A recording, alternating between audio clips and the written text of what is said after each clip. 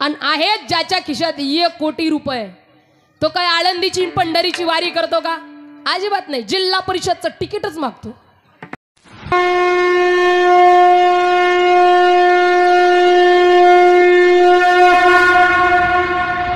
प्रपंचात जसं जसं माणसाचं वय वाढल तशी तशी प्रपंचातली आशा वाढते, इच्छा वाढते, आकांक्षा वाढते.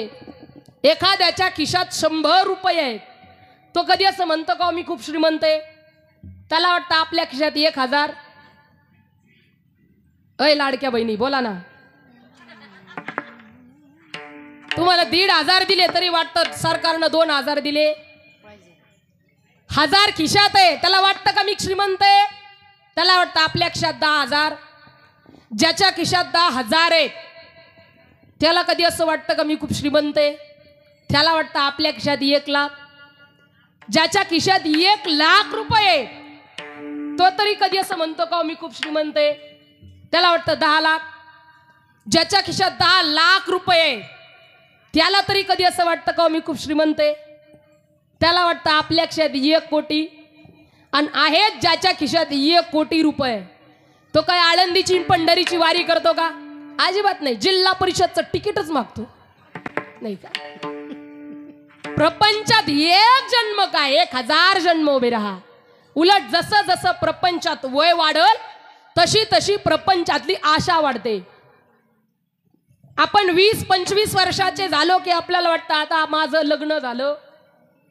लग्न झालं तर त्याला वाटतं आता 2चे 4 झाले, 4चे 6, 4चे 6 झाले. ते झालेलं लेकरू पुढं शिकलं, चांगलं शिकलं असतं, त्याला चांगली नोकरी लागली त्याला चांगली नोकरी, तर मग त्याचे सुद्धा 2चे 4 झाले. घरात आणलेली सुनबाई राहिली पाहिजे, राहिलीच तर तिला मुलं बाळ झाले पाहिजे. ही प्रपंचातली आशा आहे. जसं जसं वय वाढतं तशी तशी प्रपंचातली मागणी वाढते. सर्व सुखाची आशा जन्म गेला, सर्व सुखाची आशा जन्म गेला. आशा मुक्ती यज्ञ नाही गेला, मुक्ती यज्ञ नाही गेला. हिंडता दिशा शिन पावला, हिंडता दिशा शिन पावला.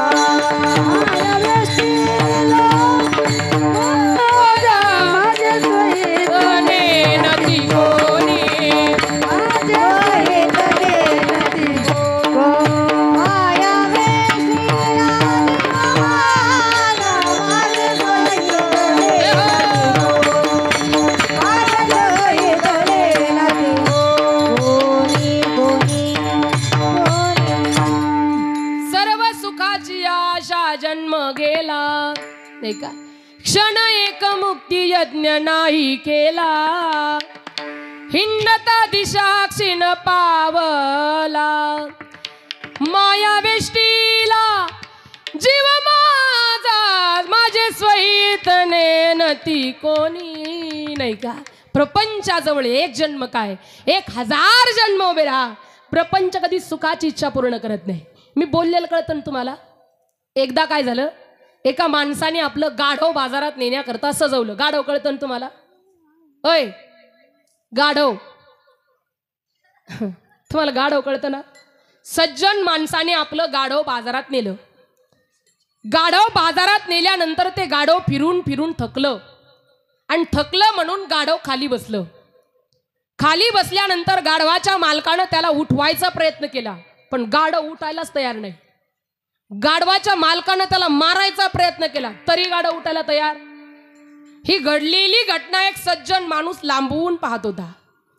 तो सज्जन माणूस गाढवाच्या मालकाजवळ आला आणि त्यानं सांगितलं, लेका तू याला किती मार ते उठणार नाही. कारण ते काय, तू याला किती सांग भजन कर ते करणार नाही. कारण ते काय, आता तुम्हीच म्हणा ना, मी कशाला म्हणू.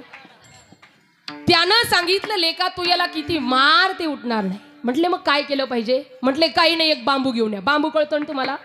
बांबू जो प्रत्येकाच्या शेवटी जातो ना. सज्जन माणसानं सांगितल्याप्रमाणे गाढवाच्या मालकानं केलं. एक बांबू आणला.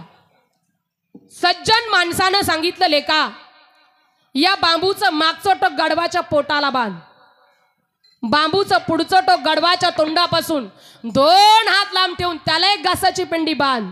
ऐकताय तुम्ही सर्वजण? कुणाबद्दल ऐकताय? कुणाबद्दल ऐकताय? आता तुमच्या डोळ्यासमोर कोण आहे? गाढव. नका महाराज म्हणू, पण निदान गाढव तरी नका म्हणू. सज्जन माणसानं सांगितल्याप्रमाणे गाढवाच्या मालकानं केलं. एक बांबू आणला, बांबूचं मागचं टोक गाढवाच्या पोटाला बांधलं, बांबूचं पुढचं टोक गाढवाच्या तोंडापासून 2 हात लांब ठेवून त्याला एक घासाची पिंडी बांधली.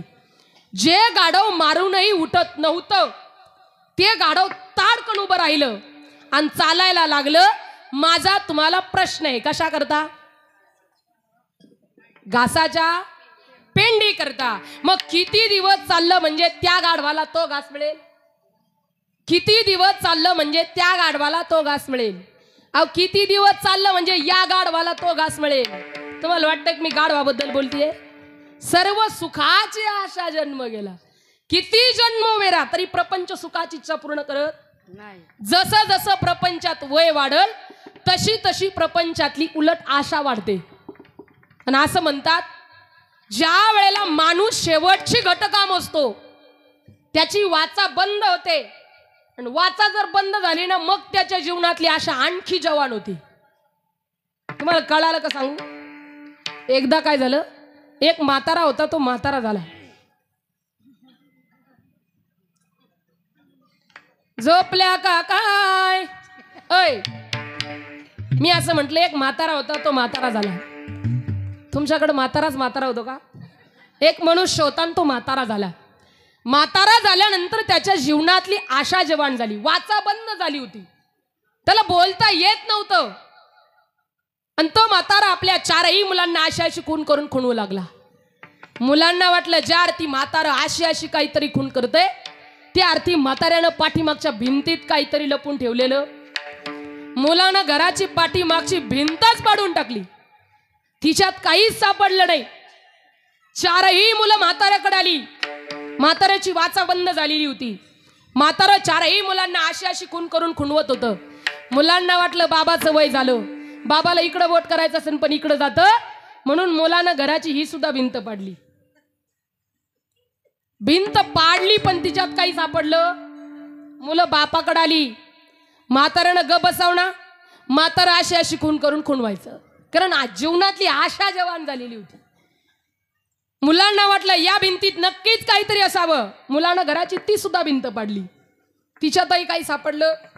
मुलं परत बापाकडे आली. 4ही मुलांना म्हातारा आशी खून करून खुणवायचं. मुलांना वाटलं म्हाताऱ्यानं समोरच्या भिंतीत नक्कीच काहीतरी डबुलं लपून ठेवलेलं. मुलानं घराची समोरची सुद्धा भिंत, तिच्यातही काही सापडलं. मुलं परत बापाकडे आली. 4ही मुलांना म्हातारा आशी खून करून. मुलांना वाटलं ज्या अर्थी म्हातारा आशी काहीतरी खून करतय त्या अर्थी म्हाताऱ्यानं कुठं तरी काहीतरी लपून ठेवलेलं. 2 मिनिटं का होईना म्हातारं बोललं पाहिजे, म्हणून ती मुलं गावात आली. गावात आल्यानंतर डॉक्टर साहेबांना घडलेली घटना इत्यंभूत इति वृत्त कळवली. डॉक्टर साहेब, आमचं म्हातारं बोललं पाहिजे. डॉक्टर साहेब म्हणतात बोलेल ना, पण तुम्हाला 50,000 द्यावे लागतील. किती? किती म्हणन? 50,000. कुठं तुम्हाला घरातून द्यायची? 50,000 द्यावे लागतील म्हटल्यानंतर मुलं गावात गेली, व्याजानं 50,000 काढली, डॉक्टर साहेबांकडे गेली आणि 50,000 डॉक्टर साहेबांच्या हातात देण्यात आले.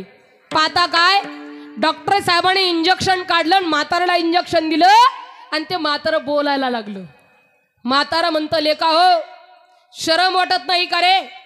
लोकाची बांध करू करू करू मी इस्टेट कमवली, अशी खून करतोय म्हणजे कुठं तरी काहीतरी डबुलं लपून ठेवलं नाही. त्या मागच्या शेजाऱ्यांनी आपली पीठ चाळायची गाळणी नेली, तेवढी घेऊन या.